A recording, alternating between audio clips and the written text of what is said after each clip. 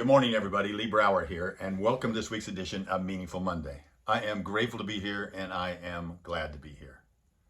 Last week, we talked about big toe moments. You have to go back and watch it if you really want to know what it means. But we talked about those moments that can provide stability and forward propulsion. As I've thought about that, there's something that I'll bet you don't know who Holman Walsh is.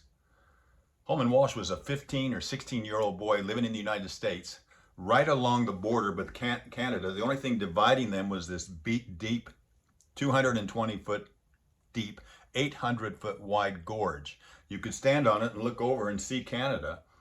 But to get there, you had to go way upstream, take a ferry, come across, and hike down, which would take hours and hours in order to get there. So finally, between Canada and the United States, they decided that there must be a way to build a bridge. But they couldn't go down and across because it was the torrent was too strong. So they had to figure out a way to get it across. They thought about shooting a rocket across with a rope attached to it. They actually thought about shooting a cannon across with a rope attached to it. And that wasn't going to work. Finally, somebody came up with the idea and said, why don't we just fly a kite? And so they designed a contest to fly a kite over the top of the Grand Canyon. And whoever could get that kite and get a string attached to one side over to the other side would win. It was debatable. It was either a $5 or $10 prize. Back in 1848, pretty good prize. So Holman Walsh took the challenge, and after several attempts, he finally got one to get over the other side. They tied it to a tree, and sure enough, they put a cord across. The cord came back. They put a stronger one. They put a stronger one, put a stronger one. Eventually, they got to where they had wire going across, and then eventually thicker wire, thicker wire, thicker wire. Then they got cable going across, and within 30 days, they actually had created something that had like a basket hanging from it with two rocking chairs facing each other. And the guy that designed it was in it and pulled himself across, and he was the first one to cross. Within another couple of months, they actually had it set up as a wooden with oak plank, and they actually drove a horse across it. And it said women fainted, men, their hearts stopped, but they got up to where they were charging 25 cents a person, $1 a person first to walk across it, and then 25 cents a person to ride across it. And I guess it was one of the most beautiful, incredible, exciting things you could do. But fast forward to today. I mean, it wasn't less than a year that they had a train going across the top. Without that string, nothing would have happened. And isn't life like that? A lot of times from the very small things come the great things. I think it was Vincent van Gogh that said, great things are done by a series of small things brought together. Brought together. Well, what about our days? I've thought about this. What about our days? What is the string that you start your day with?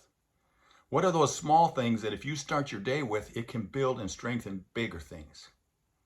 Several years ago, I came up with the idea of PMED for me. That was my strings, if you will. My first string was prayer. If I could start every day with prayer, and start every day that way, then I had a better chance of having a great day. And then if I attached the second string was meditation to it, and then exercise, and then diet. So I developed this thing called PMED, and I score myself every day if I've done PMED. Now, I don't do it every day, but I do it a lot of days.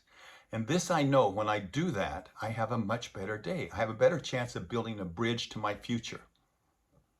You see, the choices we make, the decisions we make, and the choices we make determine our bridge to the future. They determine what kind of a future we're going to have. So let's make those small decisions first, right from the beginning. Senator Dan Coates has a quote that I really like, and of course it goes back a ways, but he talks about those seemingly insignificant private decisions include or affect how we use our time. It affects what we watch on television and the internet, what we read, the art and music with which we surround ourselves at work and at home, what we seek for entertainment, and how we apply our commitment to be honest and truthful.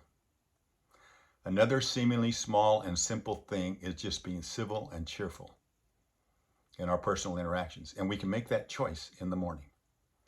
None of these desirable small and simple things will lift us to great things unless they are practiced consistently and continuously. So I keep thinking about that small string and everything that's happened because of that small string. Well, that can be our days. That can be our weeks. That can be our months. That can be our years. Find out for you, what is your kite string? And then pull it tight. Because when you pull it tight, it lifts. And it's that tension that you create. And by paying attention to that string and pulling it tight, if you let it just flop, your kite won't go, your day won't happen. But pull it tight. Pull it tight. Give it the tension, give it the attention that it needs so that you can have even better days. Let's go fly a kite. Okay, go fly a kite. All right, find that kite string for you.